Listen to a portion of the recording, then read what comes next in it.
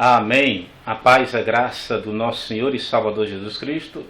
Vamos fazer uma reflexão expositiva na Epístola de Paulo aos Romanos, continuando no capítulo 1, do versículo 13 ao versículo 17. E desta forma eu gostaria de destacar o versículo 16 e 17. Sabemos, como em outras oportunidades, já falei que a Epístola de Paulo aos Romanos fala de vários assuntos que estão inseridos nas Escrituras como um todo.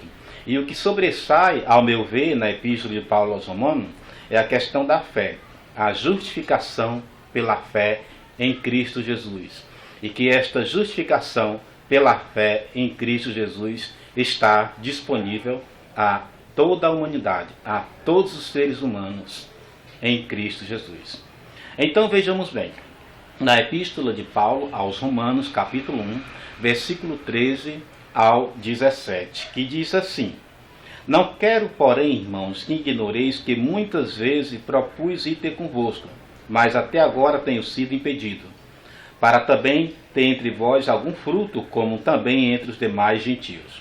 Eu sou devedor tanto a gregos como a bárbaros, tanto a sábios como a ignorantes. E assim, quanto está em mim, estou pronto para também vos anunciar o Evangelho a vós que estáis em Roma. Agora vamos destacar o versículo 16 e 17. 16. Porque não me envergonho do Evangelho de Cristo, pois é o poder de Deus para a salvação de todo aquele que crê, primeiro do judeu e também do grego. Veja bem, irmãos e irmãs, eu quero destacar esta frase aqui, porque não me envergonho do Evangelho de Cristo. Quantas pessoas têm uma vida religiosa em uma comunidade cristã e se envergonham do Evangelho de Deus? Contudo, aquele que realmente teve uma experiência de salvação através da pregação do Evangelho, esta pessoa jamais poderá ter vergonha do Evangelho de Deus. Agora, por que, irmão, o texto é autoexplicativo, o porquê o crente não se envergonha do Evangelho de Deus? Porque não me envergonho do Evangelho de Cristo, pois é o poder de Deus para a salvação de todo aquele que crê, primeiro do judeu e também do grego. Então, o Evangelho de Deus, o Evangelho de Jesus Cristo, ele é de suma importância, irmão. Onde está ministrado o Evangelho? Nas Escrituras Sagradas, na Palavra de Deus. A Palavra de Deus, como diz Jesus, vamos citar aqui alguns trechos que correspondam assim esta verdade do apóstolo Paulo no versículo 16, acerca da importância do Evangelho de Deus. Então, em Mateus 22, versículo 29, Jesus ele nos ensina o seguinte: errai por não conhecer o poder de Deus e nem a Escritura. Ou seja, errais por não conhecer a Escritura e não conhecer o poder de Deus. Porque é na Escritura Sagrada onde é manifestado o Evangelho de Deus e, portanto, revela o poder de Deus. De igual modo também, o apóstolo João, no capítulo 5, versículo 39, em seu Evangelho, registrando assim a fala do Mestre, a fala do nosso Senhor Jesus Cristo, o Senhor Jesus Cristo diz o seguinte, que examinai as Escrituras Sagradas, porque cuidai ter nela a vida eterna, e são elas mesmas que de mim testificam. Veja, é preciso examinar as Escrituras Sagradas, porque nela é manifestado o Evangelho que fala acerca de forma verdadeira acerca de Jesus. Examinai as Escrituras Sagradas, porque cuidai ter nela a vida eterna. Isto nada mais é do que uma manifestação do poder de Deus pelo Evangelho. Paulo diz que eu não me envergonho do Evangelho de Cristo, porque é o poder de Deus. O poder de Deus, irmão, salvar, libertar, transformar a todo aquele que crê. Texto que corresponda, João 5,39. Examinai as Escrituras Sagradas, porque cuidai ter nela a vida eterna, e são elas mesmas que de mim testificam. Veja, irmão, que maravilha. Outro texto que corresponde a esta verdade, do Evangelho, que manifesta a palavra de Deus, o querer de Deus para a salvação de todo aquele que crê, é lá em Hebreus, capítulo 4, versículo 12. Fala acerca da ação majestosa e poderosa e penetrante da palavra de Deus na vida do pecador. Esta palavra, ela vai aonde um psicólogo não vai. Ela vai aonde o psiquiatra não vai. Com todos respeito a quem é psicólogo, a quem é psiquiatra, a quem está nesta área da medicina. Então vejamos bem, Hebreus 4,12 diz: porque a palavra de Deus, ela é viva e eficaz, é mais penetrante do que qualquer espada alguma de 2 fios ou 2 gumes.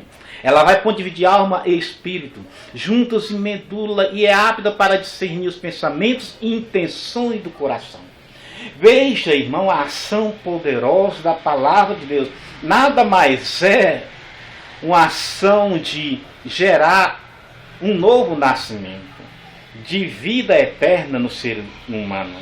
É o poder de Deus para a salvação de todo aquele que nele crê. Esta palavra todo é todos mesmo, irmão. É de forma abrangente. João 3,16, um texto áureo da Escritura, porque Deus ele amou o mundo de tal maneira que deu seu Filho unigênito para que todo aquele que nele crê não pereça, mas tenha a vida eterna. É bem verdade que não são todos que creem, mas Deus ele amou a humanidade de tal maneira para que todo, ou seja, a porta de salvação eterna, de vida eterna, está disponível a todo ser humano. Deus ele amou o mundo. Ele não amou 10, 20, 30, 40, 90 ou 99% dos seres viventes. Não, ele amou o mundo, abrange a humanidade como um todo. Eu não me envergonho do Evangelho de Cristo, pois é o poder de Deus para a salvação de todo aquele que crê. Primeiro do judeu e também do grego, não importa quem seja. Veja, irmão, como eu citei na última referência, Hebreus 4:12, porque a palavra de Deus é viva e eficaz, é mais penetrante do que qualquer espada alguma de 2 fios, 2 gumes. Ela vai a ponto de dividir alma e espírito, juntos em medulas, intenções do coração humano. Isto nada mais é aquilo que o apóstolo Paulo também fala, lá em Efésios 2:1. Ele vos deu vida, ou ele vos vivificou, estando vós mortos em delitos e pecado. Como? Mediante a ação poderosa da palavra de Deus que gera vida no pecador arrependido. Então, esta é a ação da palavra de Deus, porque não me envergonho do Evangelho de Deus, pois é o poder de Deus para a salvação de todo aquele que crê, primeiro do judeu e também do grego. Errais por não examinar a Escritura e não conhecer o poder de Deus. Examinar a Escritura Sagrada, porque cuidar e ter nela a vida eterna, e são elas mesmas que de mim testificam. Porque a palavra de Deus é viva e eficaz, é mais penetrante do que qualquer espada alguma de 2 fios. Ela vai por dividir alma e espírito, juntos, medulas e intenções do coração humano. Porque ele vos deu vida, estando vós mortos em delitos e pecado. E isto é a ação do Evangelho, da palavra de Deus. Versículo 17. Porque nele, esta palavra nele é uma referência ao Evangelho, a palavra de Deus, porque nele se descobre, é revelado, é manifestado a justiça de Deus. Veja, a justificação pela fé em Jesus Cristo. Porque nele se descobre a justiça de Deus, de fé em fé, como está escrito, mas o justo viverá pela fé.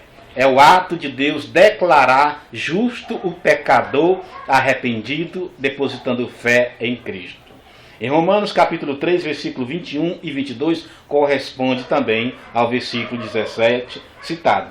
Mas agora se manifestou, se revelou, se mostrou, sem a lei, a justiça de Deus, tendo o testemunho da lei dos profetas. Isto é, a justiça de Deus pela fé em Jesus Cristo para todos e sobre todos os que creem, porque não há diferença, não há acepção.